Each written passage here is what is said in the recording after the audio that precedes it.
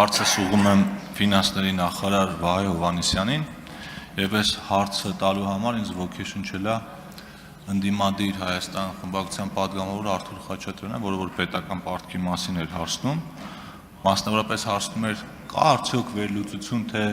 ինչպիսին կլիներ Հայաստանի տնտեսությունը, եթե մենք պետական պարտք չներգրավենք, այդ թեման իդեպ այսօր էլ է շարունակվում եւ ես պաշտոնական հարցում եմ ուղարկել ֆինանսների նախարարությանը ու ես ընթերցեմ այդ հարցումը, հարգելի պարոն Հովհաննիսյան, շարունակելով մեր ընդդիմադիր գործընկերների բարձրացած թեման, խնդրում եմ մոդելավորել եւ ասել,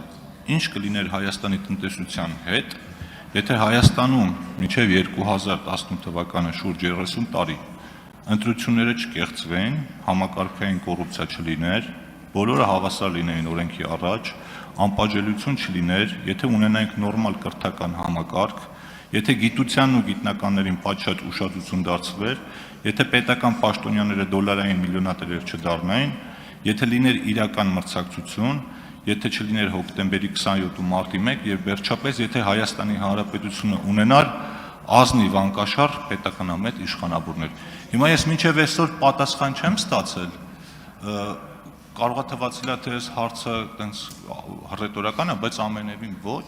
որովհետև կան տարբեր տեսություններ, որոնք ապացուցում են, որ ժողովրդավարության մակարդակը, կոռուպցիան ու մնացած բաները ուղիղ ազդեցություն ունեն տնտեսության վրա եւ բացի դրանից ուզում եմ նշել, որ լավ, մնացած արձագանքի ժամանակ ասեմ։ Դե ուրեմն հարցին կպատասխանի ֆինանսների նախարար։ Մենք անցած 30 տարվա Պարոն Թունյան, թույլ տանք գա։ Լավ։ Արդեն խոսեք էլի իրար հետ։ Խնդրեմ, պարոն Հովհաննիսյան, համեցեք։ Թե չէ այդքանը հիշել կլինի։ Ահա։ Շնորհակալություն պարոն Թունյան, նախ հարցի համար, հետո հետաքրքիր ձևակերպված խնդրի, որը մեր համար հետաքրքիր վերլուծության նյութ էր։ Նախ ընդհանուր առմամբ ասեմ, որ մենք մի մոդել ենք կիրառել այս վերլուծությունը անելու համար, որը վերաբերում է պարտքին։ Սա արել ենք Արժույթի միջազգային հիմնադրամի վերջին մեթոդաբանություններից մեկով, որի վերլուծությունը ցույց է տալիս, որ եթե մենք պարտքի մեջ պարտքը կապիտալ ծախսերի մեջ ներդնելով մեկ միավորի դիմաց ստանում ենք 1.4 արդյունք եւ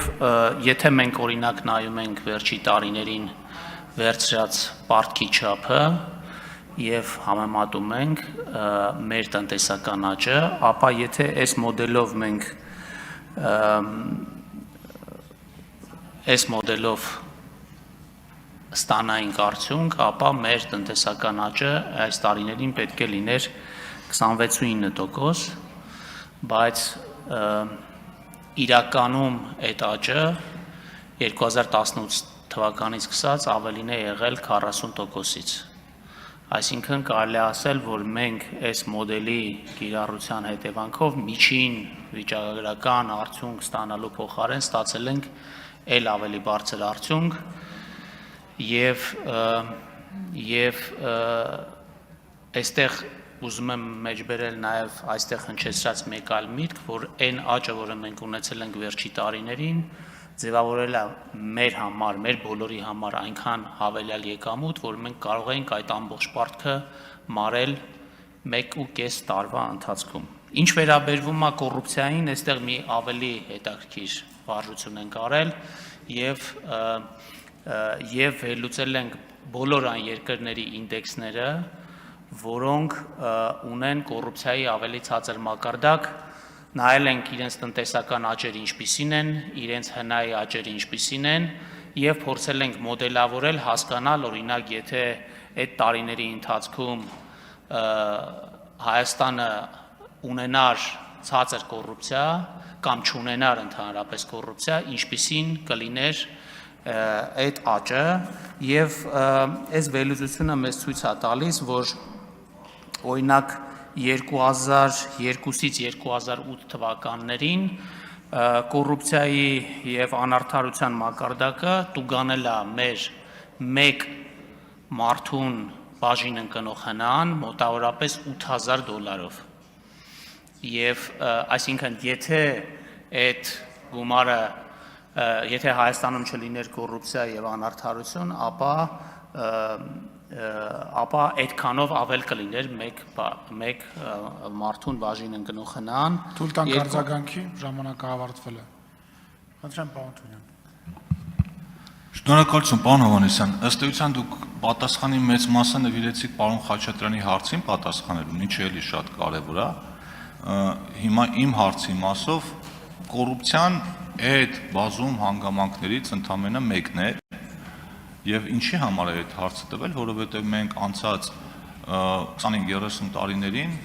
քաղաքական գնահատական տվել ենք, իրավական գնահատական տվել ենք ու շարունակում ենք տալ, բայց տնտեսական կամ տնտեսագիտական գնահատական չենք տվել։ Դրա համար այս առումով միայն կոռուպցիան չի, ինստիտուտները կայացած չեն եղել, էլի լիքը հանգամանքներ կա, ժողովրդավարության առումով ամենավերջին տեղերում ենք եղել եւ շնորհակալ կլինեմ, եթե մի քիչ էլ ռեսուրսներ դնեք, ու մեզ թեկուզ մոտավոր պատկեր ցույց տաք, որ մենք փորձենք հասկանալ։ Իդեպ նաեւ հարցման մեջ նշել էի, որ եթե դժվարություն կունենաք մոդելների ընտրության հարցում կամ կոնկրետ գիտական վերլուծությունների հարցում, կարող եք դիմել Հայաստան Դաշինքի հանճարեղ պատգամավորներից ցանկացածին, համոզված եմ իրենց ձեզ այդ հարցում կօգնեն։ Շնորհակալություն։ Շնորհակալություն, պարոն Թունյան, հետաքրքիր վարժություն է, ես չէի ասի, որ սրա համար հայտնի մեթոդաբանություն կա, մենք ինքներս ենք այս մոտեցումը ցուցաբերել, նայել ենք 4 ինդեքսներ, որոնք կոռուպցիայի կանխարգելման ինդեքսն է, օրենքի գերակայության ինդեքսն է, ձայնի եւ հաշվետվողականության եւ ջինի գործակիցն է, որը ճշգրտել ենք նաեւ գնողունակության համարժեքով, որպեսզի կարողանանք ստանալ, կարող ենք այս վարժությունը ավելի լավարկել, որպեսզի կարողանանք ստանալ լավ տվյալներ։ Ուղղակի այստեղ խնդիրը այն է, որ մենք տարբեր երկրների հետ համեմատություն իրականացնելու համար համեմատությունները անում ենք օգտվելով համաշխարհային բանկի եւ արժույթի միջազգային հիմնադրամի վիճակագրական տվյալներից, որի ամբողջական համադրելի տվյալներ կան մինչև 2022 թվականը, հետեւաբար վերջի տարիների համար, այսինքն մեր համար կիրառելի ուրեմն վիճակագրությունը ամբողջական չէ, բայց հետագայում այս վարժությունը կանենք, ձեզ էլ հետաքրքրության պարագայում իհարկե այս նյութը կուղարկենք եւ կարող ենք առանձին հանդիպել քննարկել։ Շնորհակալություն։ Շնորհակալություն։